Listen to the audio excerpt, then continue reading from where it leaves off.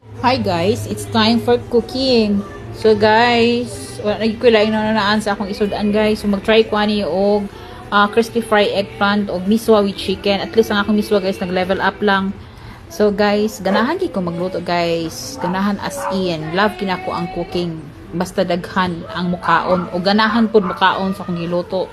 So man siya problema ron guys ha. Tingnan natin sa ating next video kung ang mga borders mga on ba sa giluto ni Mami.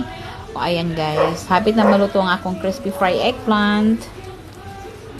Hay, kapuyag gid kay guys. Magkabisi-bisi ako og luto every time. Mag dinner, breakfast, lunch, and dinner. So, tigigid lalim guys nga mahimutang kusinira sa panimalay guys no.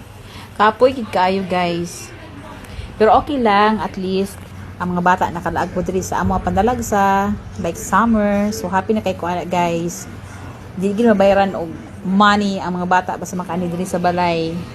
I-give the gid ni Mami ang effort. Ang problema lang gid guys kay grabe ka mga tamili ng mga bata guys. Unsao na lang ginako ni Islam.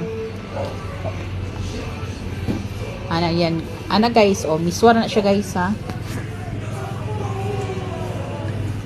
So ayan, miswa with patola and Chinese pichay. So marami-raming gulay guys. Ambot pa nga ni guys, manghiwi na po ni ilang mga ba ni ron guys makakita sa giluto silang Mami.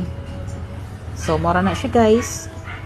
Tingnan natin sa ating next video kung kakain ba sila. Dahil mataas na ang aking video. O ayan. Thank you for watching.